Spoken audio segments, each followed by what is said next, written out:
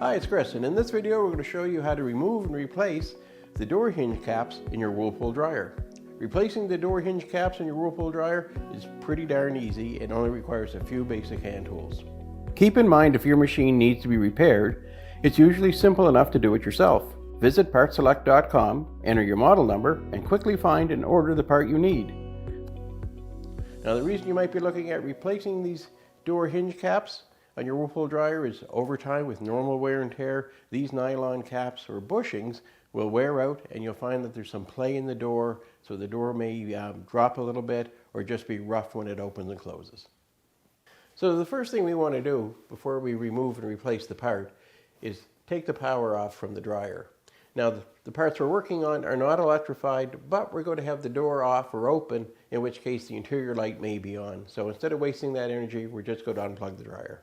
So now that we have the power turned off for the dryer, next thing we're going to do is basically open the door and remove the two screws that mount the hinge to the dryer itself.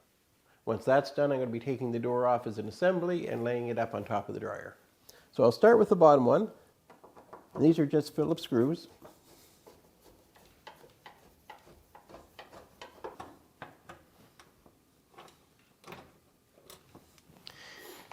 Now we'll go for the second one, which is the upper screw. Now, that's one screw still has the whole weight of the entire door on it. So I'm just going to support it with my hand by holding underneath the door itself and just remove this screw.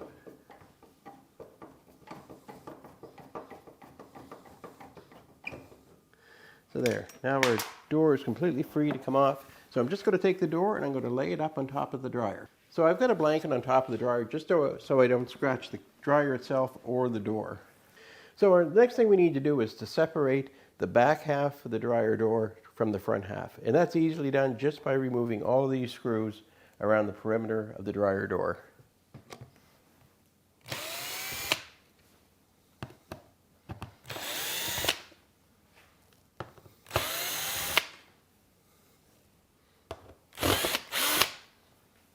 So as well, we need to remove our door strike.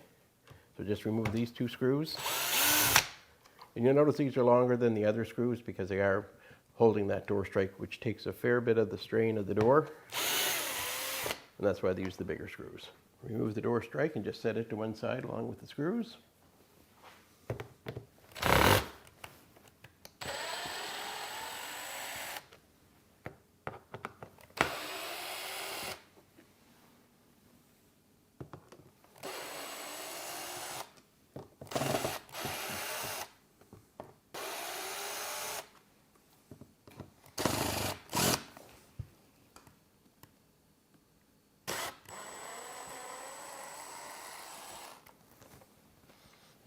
So now that I have all the screws removed, I'm simply going to flip this door over.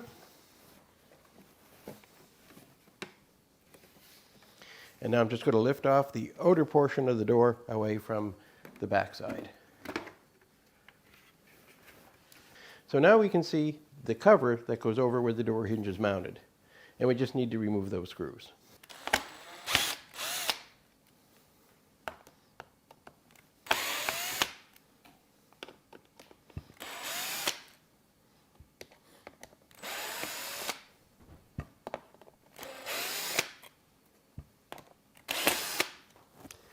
So now with those screws removed, this retaining bracket just needs to be lifted off. But what you want to do, because it has tabs that go underneath these plastic lips, is just tip it upwards.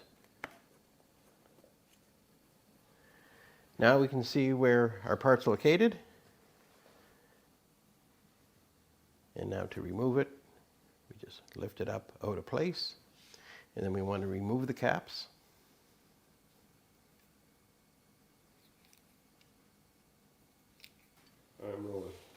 So there you go. It's just that easy to remove the hinge caps on your Whirlpool dryer.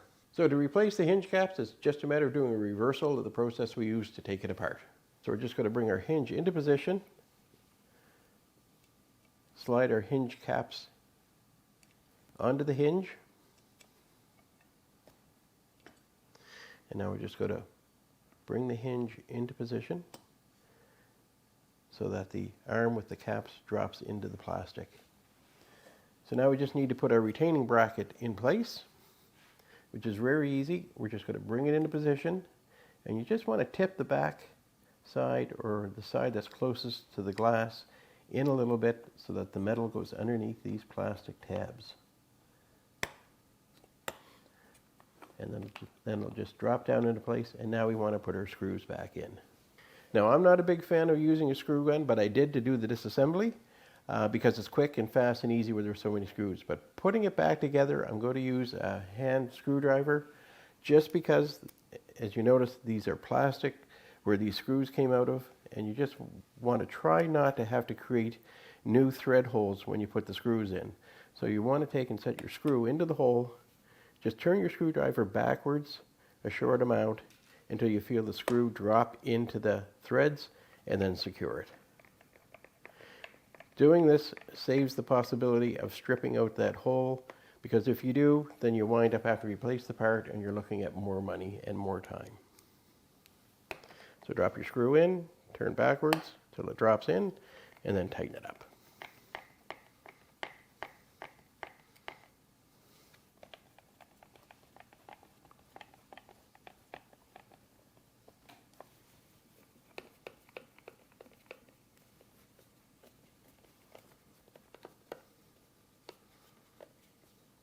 There we go, last one. Now that's all back together and snugged up. We can bring back the front of our dryer door, set it into place, flip it over, and put the rest of the screws back in.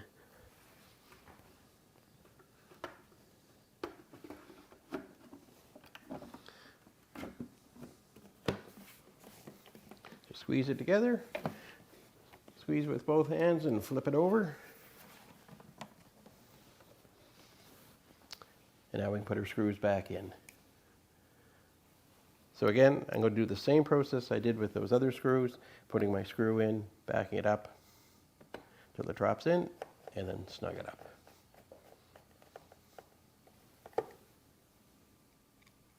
And we're just going to do this process around the whole perimeter of the door.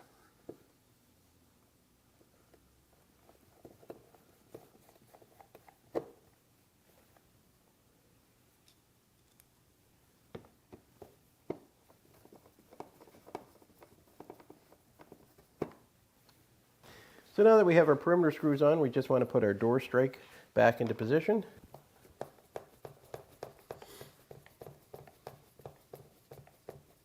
And there we go. The door is all back together. So now we just need to mount the door itself to the cabinet of the dryer. And this is probably the trickiest part of the whole thing. We just need to open up our hinge. So we're just going to bring our door into position. Now the trick is to support the door with one hand and get a screw started for the hinge. So you may have to sort of lift or drop the assembly in your hand there a little bit so you can get that screw to line up and go into position.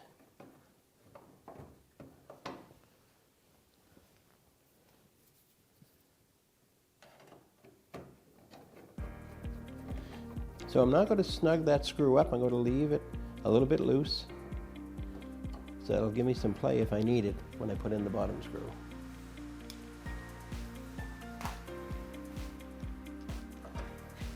I'll also take the weight of the door and just be able to make it easier to get that screw lined up and thread it into place.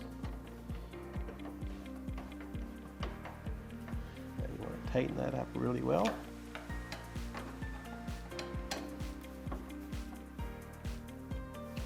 Now all you need to do is close the door. It's just that easy. Parts have been replaced, and now all we need to do is to put the plug back in for our dryer, and we're good to go.